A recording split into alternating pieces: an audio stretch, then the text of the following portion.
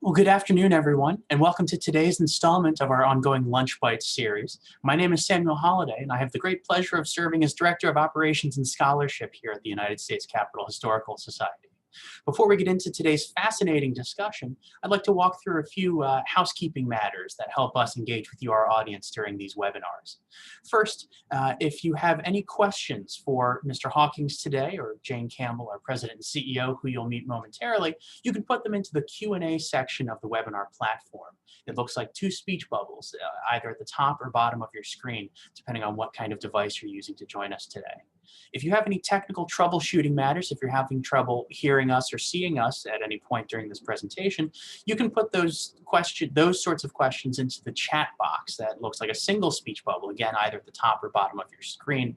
I'll be keeping an eye on that real time. Once again, any content questions for today's featured guest will go into the Q&A section of the webinar platform. Now, it's also my great pleasure to introduce to you the President and CEO of the U.S. Capitol Historical Society and the moderator of today's discussion, Jane Campbell, to kick things off. Jane? Thank you, Sam. Thanks for all you do to make these webinars interesting and technically possible. We would be lost without your leadership, and thank you so very much. So today we have a very special guest, David Hawkings. For those of you who were here probably about a month or so ago, seems like forever ago, but it was a little bit more than that when we were talking about what it takes, the resolutions to organize Congress. We had the opportunity to get a little behind the scenes, understand arcane congressional procedure. So we've brought back our congressional procedure guru to explain to you all what is budget reconciliation from a historical perspective. When did it come up? How has it been used? How does it work? Seems like we hear a lot about it in the news, but the rest of the story, which is what is this really, is not something that's there. And that's what we try to provide at the Historical Society. So I want to put this conversation just in context. Each of our, what we call lunch bites, is a special webinar for people who just love the Capitol. They find what goes on there fascinating, the building itself fascinating, the grounds, the neighborhood. And so every other Tuesday, we look at something special about the Capitol. As we come up on our next lunch bite on the 23rd, Steve Livengood, our chief tour guide, is back from his vacation, and he's going to talk to us about Rick Olmsted, the son of Frederick Law Olmsted, who, through the Macmillan Commission, reshaped Washington, D.C. and made the mall come to life, which is even more important as we look at the role of public space and access to the Capitol in the conversation in the wake of January 6th. So that is something coming up ahead. And our More Perfect Union series continues. I will tell you that we've had one cancellation, the program planned for February 18th about desegregating the restaurants. Our speaker is unavailable, and we're in the process of rescheduling the 2nd February More Perfect Union. So stay tuned. We'll have something interesting and we'll let you know when we have it. In March, we have two fascinating scholars who are going to talk about the role of women in government. And so one from the Center for American Women in Progress, one whose specialty is Republican women. And she will be joined by a Republican woman who has recently retired from Congress, and so talk about the unique struggles of Republican women. So lots of good things ahead. So I just let you know about that so you can think about spending your lunchtime with us on Tuesdays for lunch bites, all about the Capitol, Thursdays for the More Perfect Union, our continuing struggle to meet the goals set forth by our founding fathers. Yes, they were all fathers. They were all guys. They were all white guys. Some of them even owned people and thought that was okay. but still they wrote a constitution that called for equality and justice. And that is what we continue to strive for. So our More Perfect Union series talks about how we continue to do that. And sometimes getting things done in Congress requires very tedious, complex congressional procedure. And if you were trying to understand it with all the alphabet soup, you would be mystified. So we have our translator, David Hawkings. And David has been translating Congress into English for a long time. The founding editor of the Fulcrum, most recently the senior editor of CQ Roll Call, has written multiple columns, including the Roll Call Decoder series of video and podcasts. He spent 6 years as the managing editor of CQ Weekly, during which time he and the magazine won 2 Dirksen Awards for coverage of Congress. So we are really fortunate to have David here with us to explain what is the budget reconciliation process? How does it work? What has it done? What is going on? David, take it away. Wow, thanks so much for that introduction, for having me back a second time. This is a thrill for me because I am one of those people who, I'm sure it's one of a cliche that is maybe said on these programs all the time, is when you get tired of, when you see the Capitol and when you're at the Capitol and you no longer get some sort of a chill of excitement, then it's time to move on. And that hasn't happened to me, and I've been looking at the Capitol since the late 80s. So I am thrilled to be with you. Hope that I can live up to my reputation as translator, and hope that I leave plenty of time for your questions. If the last one of these that I did is any indication, you all will have lots of good questions. So my first challenge now is going to be to share the screen, which I am now going to do. And that's my opening line, which is we begin our discussion of reconciliation by saying the first thing we all need to agree on as we have this discussion is that it is all this guy's fault. This guy, of course, is Richard Nixon. So the convoluted, we know now a budget process that is convoluted and confusing and filled with, as Jane said, sort of alphabet soup and terms of art, and that it really hasn't worked very well in modern times. But it really didn't work well back in the early 1970s, and it made the Democrats then in control of Congress furious. This was really budget reconciliation, and what we're about to talk about was born of Democratic fury at Richard Nixon in the early 1970s in a way that had nothing to do with Watergate. Instead, what they were angry about was that Nixon had campaigned for re-election in 1972 as a fiscal check on a spendthrift Democratic Congress. And then when he got reelected, he came up to the Hill and said that he was going to what they called impound, or simply not spend tens of billions of the dollars that Congress had appropriated for that year, a year when the total discretionary budget was a mere $250 billion. Adjusted for inflation, that's more or less about where we are now. But Nixon just said he wasn't going to spend it. That's how I, Richard Nixon, will use my executive authority to simply not spend the money. The result, the next year, was the 1974 Budget Act, and it was supposed to put an end to this, what ended up being sort of the secondary constitutional crisis of the year after Watergate, by marking sort of clear boundaries of power between Congress, which had the power of the purse, and the president himself, who had the power to actually write the checks and decide how the money was going to be spent. And a major provision of this was this special system for Congress to use every year to reconcile federal policies and the federal balance sheet.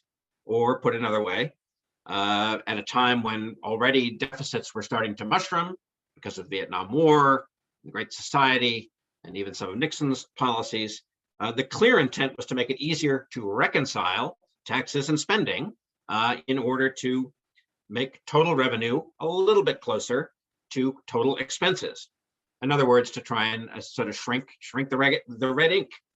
So in other words, you've heard me say reconcile in both those sentences. So that leads to reconciliation, which is the process that's so much in the news now. And it's quite different, at least in the way it's been practiced, than the way it was first designed. The main superpower, however, has stayed the same. Reconciliation creates a shield for bills reconciliation creates a special parliamentary shield to ward off opposition to these budget bills. Not only is it the same, is it unusual in that debate on reconciliation bills is sharply limited, just 20 hours, but these measures also get to pass with just a simple 51 votes. In other words, there is no 60-vote filibuster threshold that they have to get over or that opponents can try and put up in the way of one of these bills. The first step to unlocking this magical reconciliation shield has not really been very achievable very often, especially in times when Congress has been divided. Of course, that's not what we have this year with now the 50-50 Senate and with Kamala Harris sitting in the vice president's chair. So the first step is to get a budget resolution, an identical budget resolution written by both the House and the Senate. This is a great picture taken by one of my former colleagues at CQ roll call of the conference negotiations on a budget resolution from, I believe, the Clinton era. I meant to write down particularly which year, but I love it because it's, you don't see this much anymore, an actual conference committee, members of both the House and the Senate and their staff actually haggling in public over the provisions of a budget resolution. You didn't see that this year either. You sort of blinked and you might have missed it last week. The House passed a budget resolution. The Senate passed a budget resolution after an all-night series of votes on amendments. And then the next afternoon, the House simply adopted what the Senate had passed. So now we have a budget resolution, and that budget resolution, it's a non-binding, it doesn't go to the president for a signature. It is a non-binding fiscal policy blueprint, and really its most important power is to provide for a reconciliation bill, or actually as many as 3 reconciliation bills. They can have one for spending, one for revenue, and actually one that's devoted entirely to controlling, to adjusting the ceiling on federal borrowing, the so-called debt limit. So that's the point that Congress is in now. The Democrats have played this quite cleverly in their own way. They got the budget resolution done last week. Now we're going to have a week or maybe 2 weeks where the country and the TV cameras are mostly focused on the impeachment trial. But even as that impeachment trial is going on, the congressional committees are setting to work, including, I believe, tomorrow afternoon, starting in the House. 9 different House committees are going to start writing the provisions of this reconciliation bill, which is the parliamentary term for the 1.9 trillion, at least at the moment, package of COVID economic relief that President Biden has advanced. I believe the House Education and Labor Committee is the first committee starting tomorrow afternoon that will start writing this bill, and then day after day after day, ending with the House Ways and Means Committee, they will produce this bill. So that's the point we're in right now. So for historical purposes, we should just review that it has worked in the past. These reconciliation bills have worked in the past. As I said, the system was started in '74. It really didn't work for the first few years while it was a Democratic Congress and a Republican president, Nixon and Ford. And then the first person who got reconciliation through was actually Jimmy Carter, who got a little 8 billion, just an 8 billion nibbling around the edges deficit reduction bill done in his last year in office in 1980 as he was running for re-election. Altogether, there have been 25 of these bills. 4 of them have gotten as far as the president's desk and then been killed with a presidential veto. And every other president since Carter, every president has succeeded in moving at least one, and in some cases, several more than one. Ronald Reagan, for example, this is the first, he's signing the first of 7 reconciliation bills that were done on his watch. This was in 1981, the big budget, Reagan's, what he campaigned on, enormous effort to shrink the size of the federal government. It's a huge bill, as you can see right there. It's a tall stack of paper. You never know. I always wonder when you see these pictures whether that's really the enrolled bill that they're stacking up there, or somebody just went to the copy room and got a pile of paper. But he famously, did his whole stagecraft thing and sort of paraded around with this huge stack and then signed it at his ranch in California. He signed 6 others after that. And then here we have George Bush, the 41st president. In this picture, he is, this is the moment, according to the caption on the picture, where he is at the 1988 Republican convention giving his famous "read my lips" promise. They'll say, "I'm going to raise your taxes," and I'll say no. They'll say, "We have to raise taxes," and I'll say no. They'll say, "We have to raise taxes," and I'll say, "Read my lips, no new taxes." That was in the summer of 1988. And in the fall of 1990, he signed a reconciliation bill that was designed to dramatically shrink the size of the deficit, and he broke his no new taxes pledge. And that was the moment where Newt Gingrich broke with George Bush, and George Bush's political career started to look worse than it ever had before. He was succeeded, of course, by Bill Clinton. Bill Clinton got 3 reconciliation bills through. He got his first, excuse me, he got his welfare bill in 1996 through as a reconciliation bill. He got a deficit reduction deal done in his first year as president, which is a little bit notable now as we think about potentially a Biden and a bipartisan deal on infrastructure. Under Biden, there's lots of talk about that yet again. We should remember that the 1993 reconciliation bill was the last time the federal gas tax was increased, back in 1993. Then welfare reform in 1996, and then the next year, another reconciliation bill that actually produced the first balanced federal books since Nixon had taken office, since the end of the Johnson administration. Got us into a surplus briefly, which was taken away soon after September 11th. The surplus was so big in 2001 that George Bush, the 43rd president, was able to persuade Congress that it was time to turn the reconciliation process on its head a little bit. As we had discussed, the clear intent of reconciliation was to shrink the gap in the federal deficit was to make revenue and spending equal. He said in 2001, well, we got so much extra revenue right now that we can afford to cut taxes, not just raise taxes with a reconciliation bill. And the Congress went along, and he not only used reconciliation to cut taxes, not once in 2001, but twice again in 2003, and a third time after he got reelected in 2005. Hits just keep on coming. This is a great picture, which it's a great picture for a lot of reasons. A lot of familiar faces to people who pay attention to the Capitol. This was seconds before one of the. I have to mention it because it was seconds before the vice president standing there right over the president's shoulder. As soon as Obama signs this huge Affordable Care Act into law in 2010, he stands up and the vice president says something that you can't repeat on a Capitol Historical Society webinar about what a big deal the bill was. That it was a very big blanking deal, and he said it on an open microphone, and it got lots of attention. So this was Obama's one victory with reconciliation. He pushed Obamacare, the Affordable Care Act, most of the way through with the help of 60 Senate votes. So in other words, a filibuster-proof majority of 60 Democratic senators.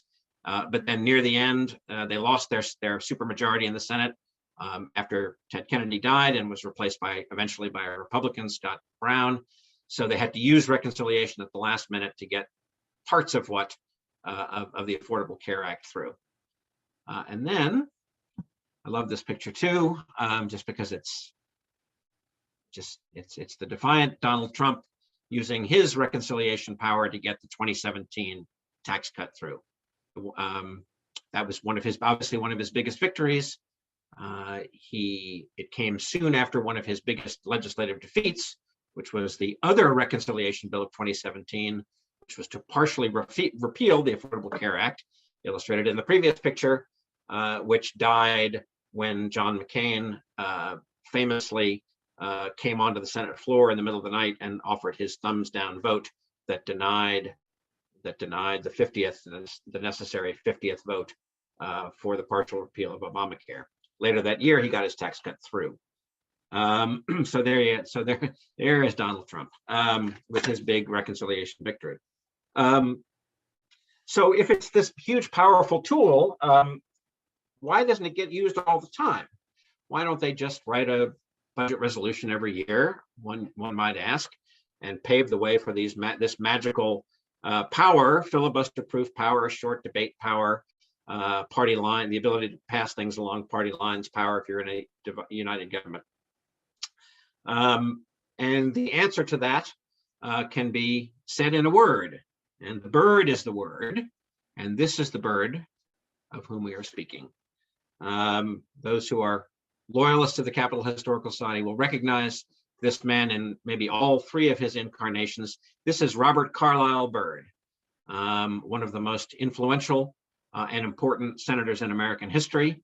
By the way, he's there on the left that was his campaign picture when he first ran for the Senate.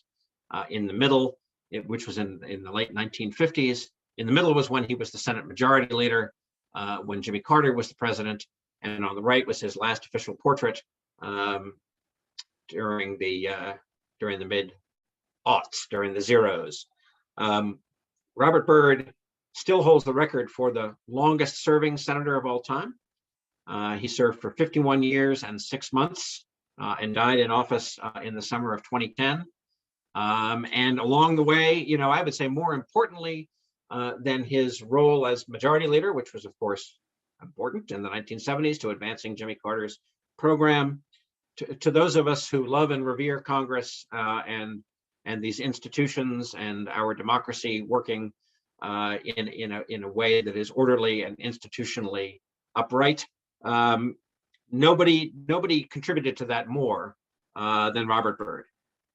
He was the self-appointed guardian of the Senate's prerogatives and its precedents. He was a reverential historian of the Senate. I'm sure that many of you, if you haven't, if you really want to geek out, he wrote a 4-volume history of the Senate. And he loved the place, and he loved its powers and prerogatives and its procedures and its rules.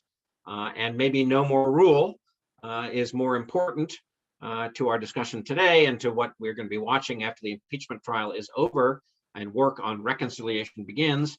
No more rule is more important than the Byrd Rule, which he got in place in 1985 and actually got it upgraded from a rule into a law in 1990. So we still call it the Byrd Rule. It's actually the Byrd Law. So what this law says well, get to that in a moment. But so Byrd was annoyed that this special budgetary power had been used for things that in the Reagan era that were not entirely about budgets. For example, he was ticked off, for example, that there was a provision in a reconciliation bill during the Reagan times that changed the membership rules for the Federal Communications Commission. So he said, "No, we got to stop this." And so the Byrd Rule simply prevents the inclusion of, quote, and I'm putting these in air quotes on the thought bubble here, extraneous matter from a reconciliation bill. and it says that all provisions in a reconciliation bill have to do something more than make an incidental change in revenue or outlay. So extraneous matter, not allowed, and matters that are budgetarily neutral. In other words, it has to do something more than an incidental change in the revenue or outlay. So that sounds pretty good. That sounds pretty solid, but what does it mean? And who gets to decide what it means?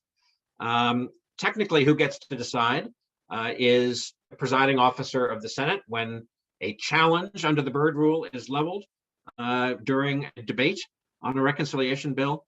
But as a practical matter, the presiding officer of the Senate, who is usually usually for reasons that I'm sure many of you understand, the Senate presiding officer actually doesn't have too much power. And so it's usually a junior member of the majority party. Last week, for much of the budget debate, it was John Ossoff was in the chair from the new Democratic senator from Georgia. So usually the presiding officer of the Senate looks to the parliamentarian when there is almost any challenge of consequence under the rules, and no more so than when there is a challenge to a provision in a budget bill under the Byrd Rule. So that makes these parliamentarians just about the most important people that there are in coming up. And amazingly, there have actually only been three parliamentarians in the last 40 years, basically, because the parliamentarian. So they've held on to this incredible power for quite a long time. Before I tell you who this guy is, I'll just say that. So just since we're going down the rabbit hole here, what happens is that the parliamentarian hears an appeal that this violates the Byrd Rule. This provision in this bill violates the Byrd Rule. The parliamentarian comes up with his ruling, tells the presiding officer announces the ruling, and then 60 senators could actually overrule the parliamentarian. In a tightly divided Senate, that seems highly unlikely, but the parliamentarian doesn't have the actual factual final word. Parliamentarian could be overruled by a supermajority of 60 senators. Or actually, there's one other rabbit hole moment. The vice president, him or herself, could overrule the parliamentarian. That is a power that has not been used since the 1970s. Nelson Rockefeller did it once. It's really viewed as a power for the vice president to be kept in its sheath from here on out. So anyway, this continues to make these parliamentarians super important. This one is Bob Dove. Bob Dove was the Republican parliamentarian when the Republicans ran the Senate in both the 1980s and the 1990s, but he ended up getting fired by Trent Lott when he lost the confidence of several other Republicans when he went against the party's wishes on the Bush reconciliation bill in 2001. They wanted to put even more into that tax cut bill than they got in there. Byrd said that they couldn't. Bob Dove said that they couldn't, and Bob Dove was told he was no longer the parliamentarian. He was replaced by the guy who had actually been his predecessor, Alan Fruman, who had, as I say, he had been the parliamentarian when the Democrats ran the Senate,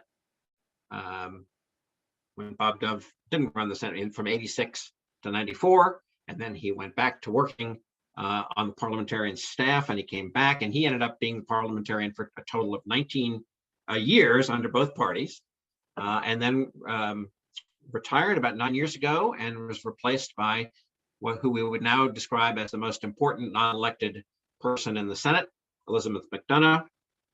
She actually started out as a reference assistant in the Senate library 3 decades ago, back when the Senate library was in a wonderfully old, quirky part of the oldest part of the Capitol, right above where the original Library of Congress was. She toiled away and she was, back when I was a young reporter, she was one of the friendliest of the legislative reference assistants when you'd go into the Senate library. And now she has this incredible, important power. She has survived under both Harry Reid and Mitch McConnell, even after her Byrd rule decision about 6 years ago essentially killed the Republicans' efforts to do a total repeal of the Affordable Care Act. She ruled that the Byrd rule wouldn't allow a total repeal, that some of the provisions in Obamacare couldn't be considered under reconciliation, and so she ruled against a total repeal.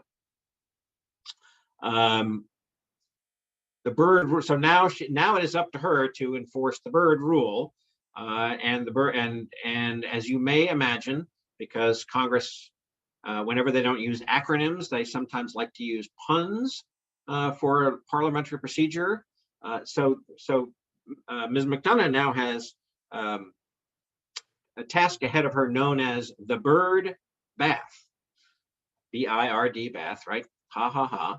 Which is, once the reconciliation bill arrives in the Senate, she will take a first crack at it and read through it and make her preliminary judgments about what provisions, if any, need to fall away because they violate the Byrd rule. And at that point, the authors of these provisions will sort of have a choice to stick with their provision and test the system on the Senate floor, or simply quietly retreat. And if they quietly retreat, then the provisions that fall away from the bill are known as, you guessed it, Byrd droppings. So the Byrd bath is when the bill gets scrubbed by the parliamentarian for Byrd rule violations, and the things that we never hear of again are known as the Byrd droppings. One of the other things that she will rule on is another aspect of the Byrd rule says that any revenue or spending changes called for in a reconciliation bill have to sunset after 10 years. So as a reminder, even if that doesn't come up in this bill ahead of us, we should all be reminded that the tax cut that some of us might have gotten under the 2017 Trump tax reductions in individual tax rates will expire in 2027 unless there is another reconciliation bill to keep them alive. So that, I'm going to stop sharing my screen at this point, and hopefully you'll have lots of questions. Stop the share.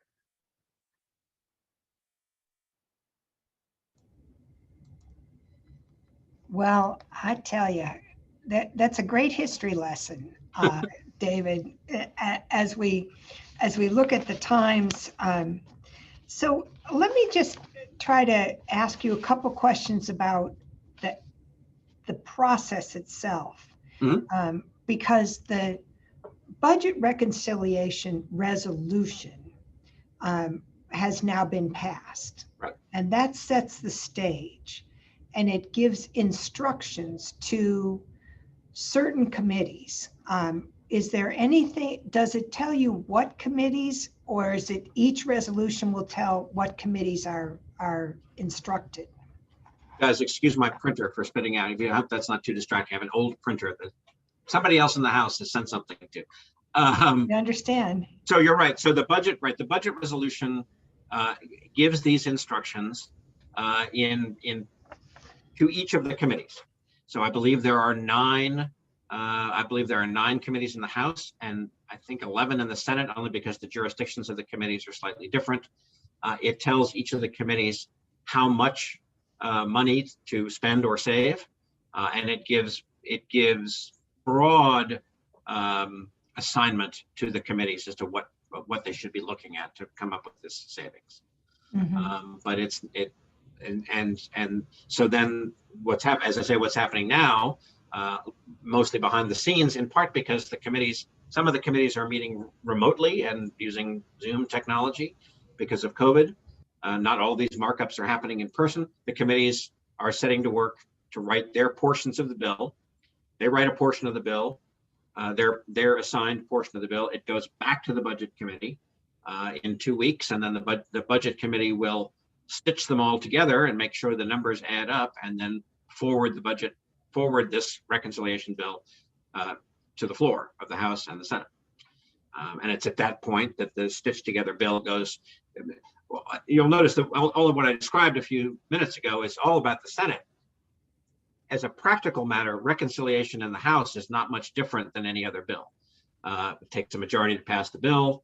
The House Rules Committee will be the gatekeeper and decide what, if any, amendments will be allowed to this bill.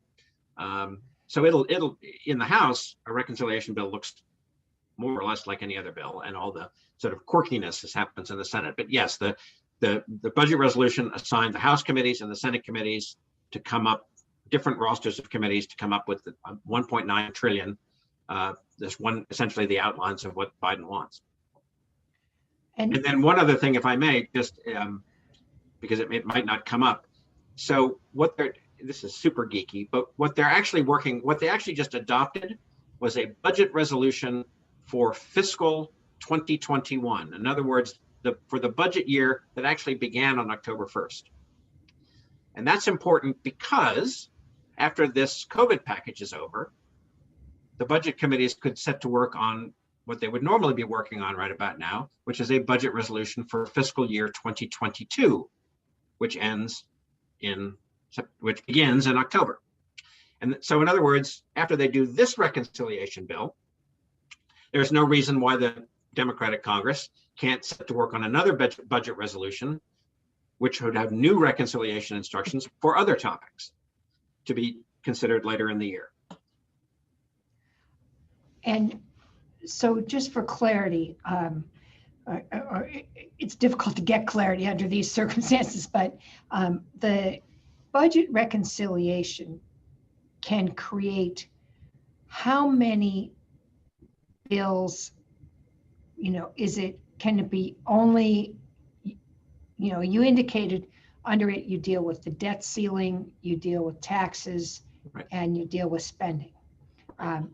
Does that have to come in one bill per fiscal year? No, thank you for compelling me to clarify this. So it is the budget resolution, what Congress did last week, that a budget resolution can provide for as many as 3 reconciliation bills. One for spending, one for revenue, one to adjust the debt ceiling. Okay. So, but last week, 2 weeks ago, the budget resolution only addresses spending. So the budget resolution that is now going to govern the reconciliation bill to be drafted in the next couple of weeks only has to do with spending. And so they can't pass another budget resolution in this fiscal year. You only get one crack at the resolution. That's that in this fiscal year, but this fiscal year, so there's there's no reason why they can't pass a budget resolution for the new fiscal year this spring. They don't have to wait till October 1st. They can just say, now we're going to draft a budget resolution for fiscal 22. And that one, in that one, we're going to tackle, who knows? Okay. Revenue, spending, little debt, all 3. We don't know. And has the budget resolution process ever created a bipartisan agreement? Boy, not that I can think of.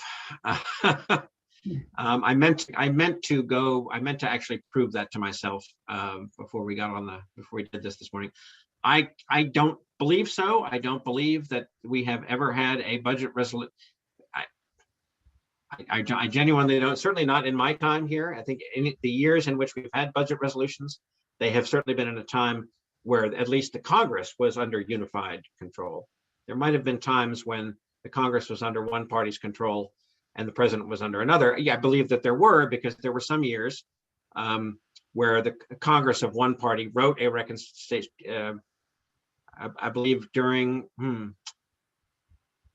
George W. Bush's presidency, the Democrats wrote a reconciliation bill knowing that George W. Bush was going to veto it, but they wanted to make that point. So they went to the trouble of adopting a budget resolution, which created a reconciliation bill, which they then sent to knowing it would be defeated. And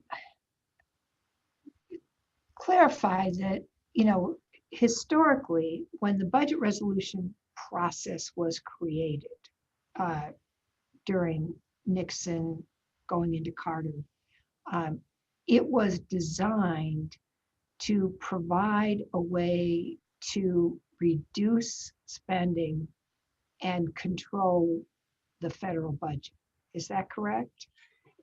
that was clearly the intent. The principal intent was to sort of, as I say, clarify the powers of the president so that he couldn't do this impounding thing that Nixon, because Nixon said, look, I'm the chief executive officer. You guys can use your power of the purse all you want, but I don't have to spend this money. I can just not spend it. And the part of the Budget Act was saying, yes, you do have to spend it. And I mean, the Budget Act as originally written was way more complicated than even what we're talking about now. At a time, there were supposed to be 2 budget resolutions during the year, and there was a preliminary budget resolution, and then there was a later one to make sure that the president was doing what he was supposed to be doing, and it proved kind of wholly unworkable. And so it more evolved than was rewritten into what was used starting with Reagan. But the clear intent was to make it was about deficit reduction, was to make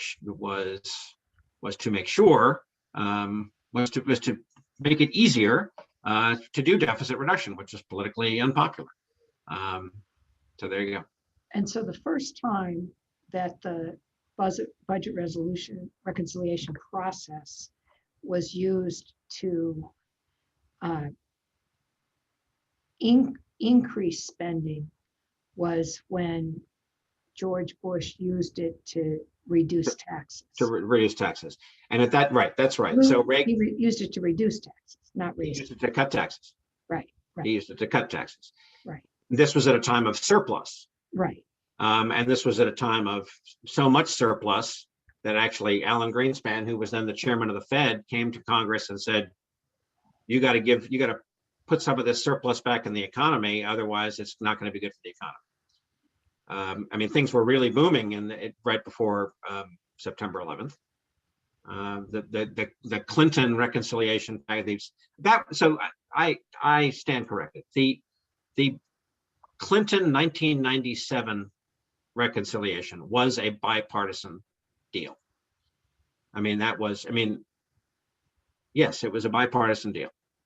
And that was probably that reconciliation was the budget balancing package that plenty of Republicans signed on to, Clinton signed on to, of course, that really ended 3 decades of deficits and produced this spurt of surpluses that carried through the end of the Clinton years and into 2001.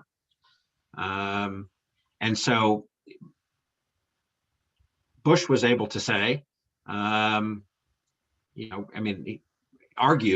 that reconciliation, that while the word in the reconciliation law is to change revenue. That's the actual word. It's legislation to change revenue. And that the legislative history was clearly that changing revenue meant to raise more revenue. But Bush argued successfully that it just says change.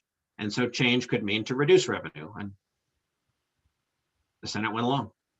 And at that point, at what point did the process that's now sort of an everyday process where any expenditure has to be offset with a revenue, either a revenue increase or a alternative spending reduction? Is that part of the budget reconciliation process? It has been and it has not been. There have been times when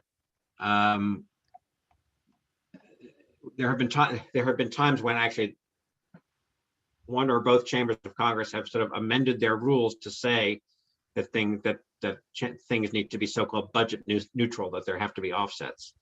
So there was actually, when the House was under Democratic control, the first time Speaker Pelosi was the speaker, the House changed those rules to make them budget neutral. I don't think that rule now applies.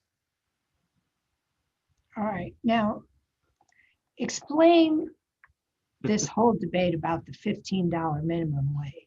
Right. Yeah, right. So that's where when we talk about this Byrd rule, that is the highest profile test of the Byrd rule that we're anticipating right now, which is that Bernie Sanders, the chairman of the Senate Budget Committee, says that he wants the reconciliation bill to include an increase in the minimum wage to $15. And he says, and he's gotten some studies to prove this, and there was actually another study that somebody gave a report to this effect yesterday, that changing the minimum wage, raising the minimum wage, will have an appreciable effect on the deficit, on the federal balance sheet. That it does. It is not an extraneous matter. That it does have an appreciable effect. That it would have an appreciable effect on the federal balance sheet because it would have the effect of raising tax revenue.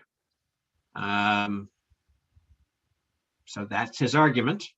And I don't think we know yet what Ms. McDonough is going to rule. There's also, and I'm out over my skis here, but there is, I'll just say that there is, water cooler talk that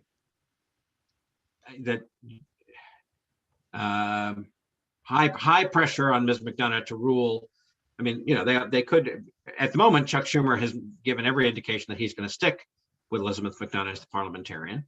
But as I alluded to, that there have been times where, after she ruled against the total repeal of Obamacare in early 2017, Ted Cruz and some other Republicans called for her head, and cooler heads prevailed, and they were talked into the view that over the long term, it was best to have an honest broker, and someday she might rule in our favor and not against us, and we shouldn't be cherry picking parliamentarians. And that kind of institutional reverence survived in 2017. Now, will it right now? I guess we'll know in a couple of weeks. But so the minimum wage is the big test. Does it? What's the process? We've been hearing about, Bernie Sanders has his lawyers writing briefs, and these have been writing.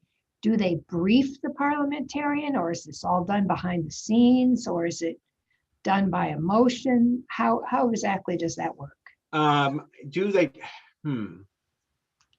I have the parliamentarian appropriately is one of the least it's one of the more opaque and at least transparent operations in Congress. Ms. McDonough famously only speaks in public once a year. I think it's to the she has a fondness. There's some internship program that she has some connection with, and it's the only time she ever appears in public, which is why we don't have any news. That there was only one news photograph that I could find, and it was going to cost me $500 to buy to show you. It was when she was talking to these interns. So they hold things pretty close to the vest. I don't know, Jane. Do you know the answer to this from your own experience? I don't. I don't think that they brief her. I'm sure they submit briefs and she reads all the precedents. And she looks back over what previous, the parliamentarians' abiding guidance is precedent. So I'm sure that she would start by looking back at all the precedents and probably would read briefs and arguments and look at if the Congressional Budget Office, which will also so-called score this bill, right. If they say that if they decide, they're supposed to be the official scorekeepers more than any private economists or think tanks. If they conclude that the proposed increase in the minimum wage would have an appreciable change to tax revenue, then she would obviously know that. She would read the CBO scoring, called the CBO score. Right. But it's not like there are oral arguments or anything in front of her, I don't believe. No, they're not oral. It's all submitted in writing, and she doesn't have to rule immediately.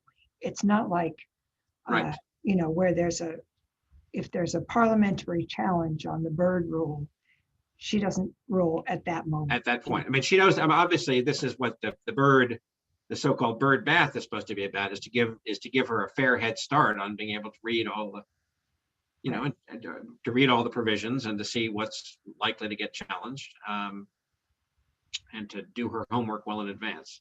And you made a reference to how the parliamentarian, we've had, did you say we've had 3 parliamentarians in the last 40 years? Yes. So they survive, different whims of the Republicans, Democrats? Is there a requirement that they be an attorney? How does that? I don't know. I'm sure there's not a requirement in the same sense, like there's not a requirement that the Pope be a cardinal, but I think it's or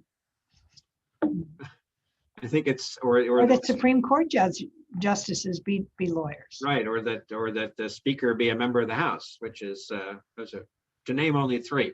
But I think you'd be hard to press your case to become the parliamentarian unless you were an attorney. McDonough went to law school late in life. She was a reference librarian 30 years ago. She had not yet gone to law school. Then she went away to law school and then came back. Mm-hmm. I mean, it's a super subspecialty of the law that very few people other than think there's only one. I think that the answer to today's trivia question is Dick Durbin. If the trivia question is, who is the only senator who has been the parliamentarian of a state legislature? And Mr. Durbin was the parliamentarian of the Illinois State Senate, as I recall, before he came to Congress. I believe that. Well, and there's also a process where, which is part of the bird bath, where you can take your measure and have it pre-reviewed by the parliamentarian. Right. And so if you're trying to offer an amendment, or you can have the information about how the parliamentarian is going to rule. Right, and she or he is supposed to give, if not guidance, right? She's supposed to be a neutral arbiter and say, right. And then so the senator says, well, what if I change this language? What if I change this word? Yeah, then it'd be okay. And tell us, what's the difference between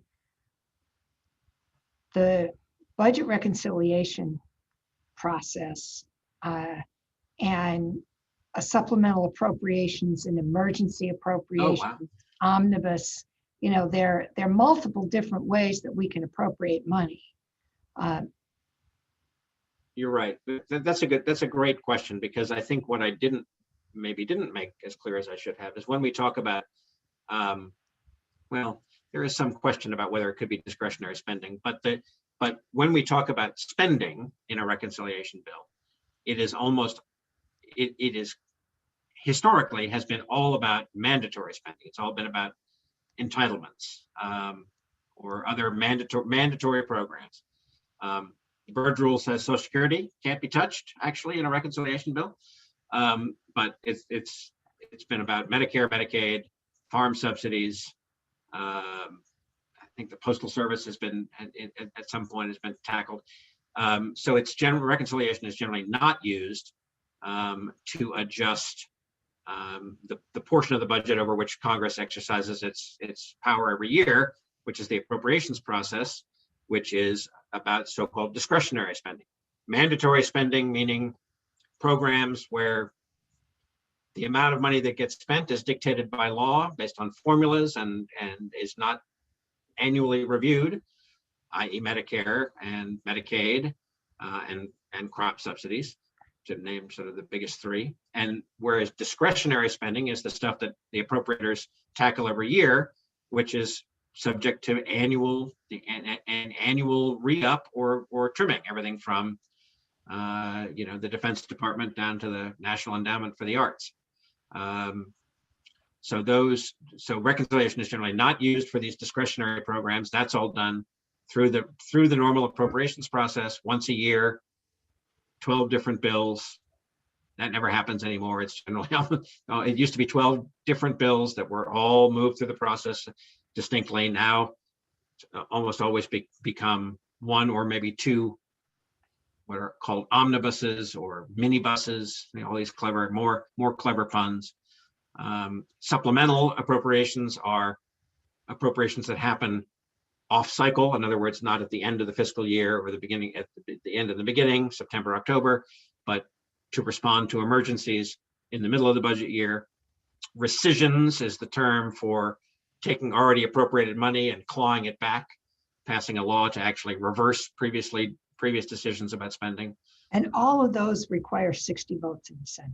All of those require 60 votes. And that's So why that's why great. we're down to the omnibus, because in the modern Senate, we don't, the side that's got the minority can almost always stop these routine bills until they can cut some big deal at the end, right? All those are subject to 60 votes. We got a lot of questions and not a lot of time. Okay. So I'm going to try to. I'll answer in acronyms. Well, that'll really confuse the living daylights out of people. Maybe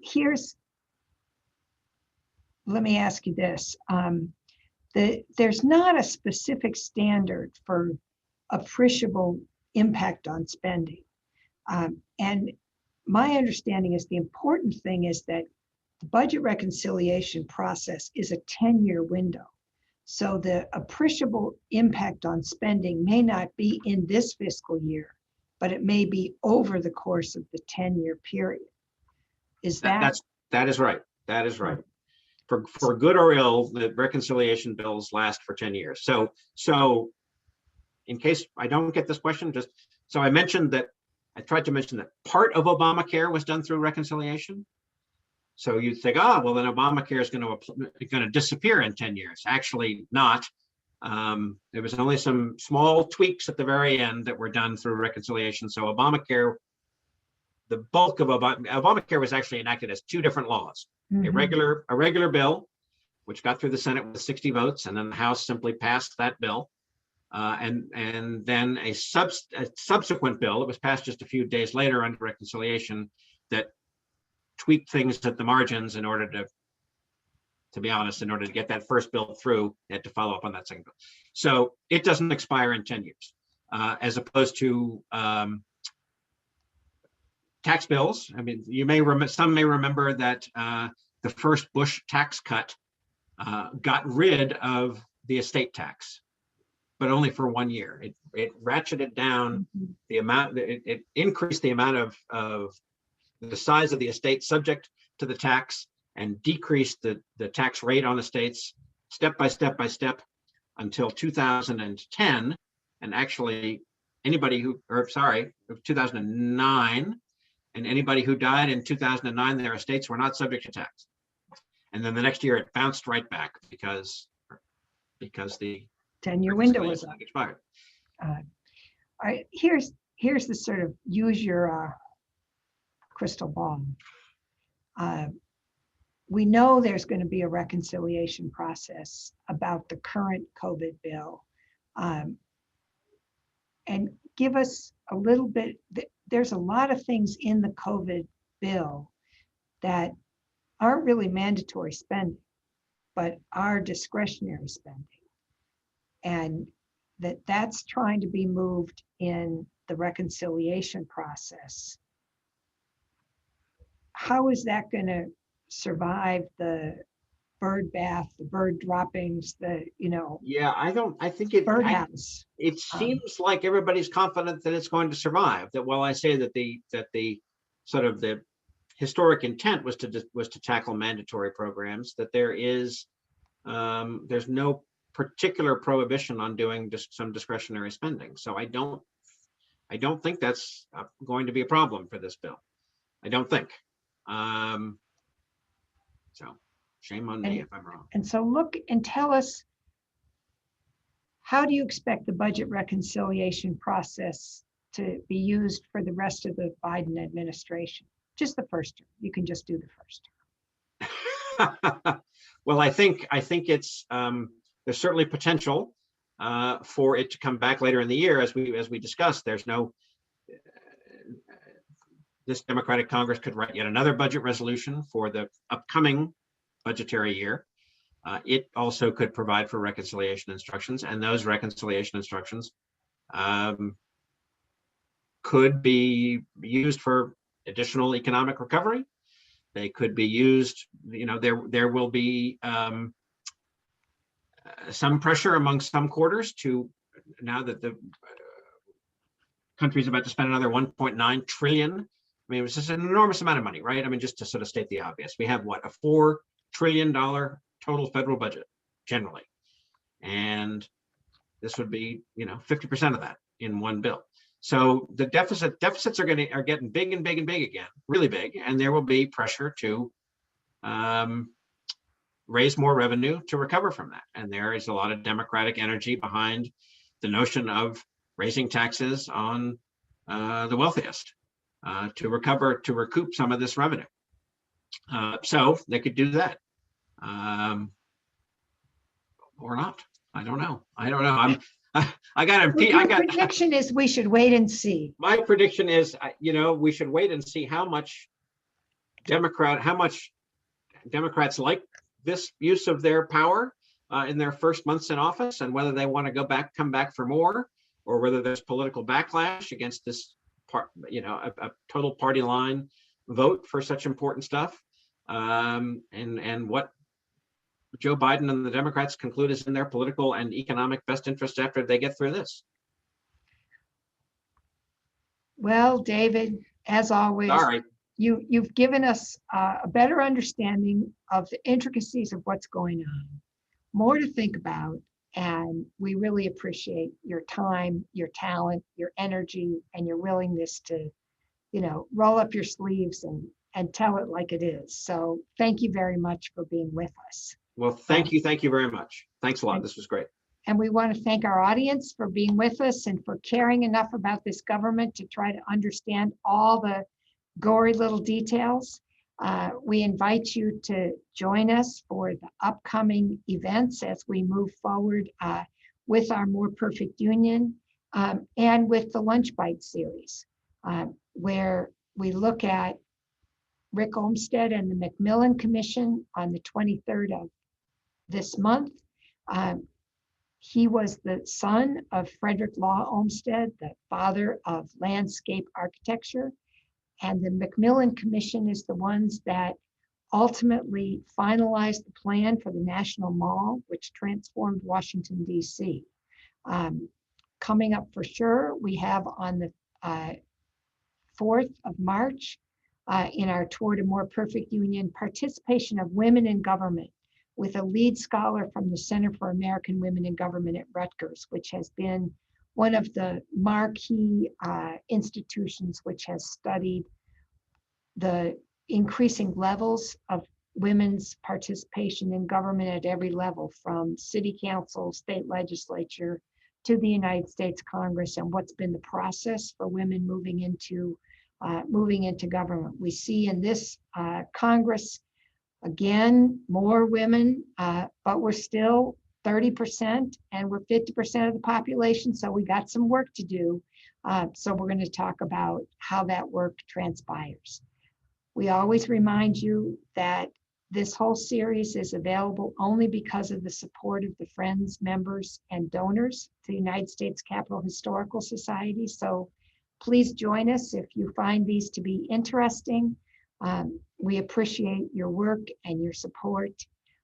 This seminar is recorded, will be available on our website. So if you listen to this and you said, oh, my friend Susie Q would really have appreciated this, the opportunity to listen to it later is there. And as you're trying to analyze the news and figure out what in the world is going on, you can tune in and listen to David Hawkings tell you what happened and how did we get here. So thank you all very much for being with us. We look forward to seeing you in the weeks ahead. Be well. Goodbye.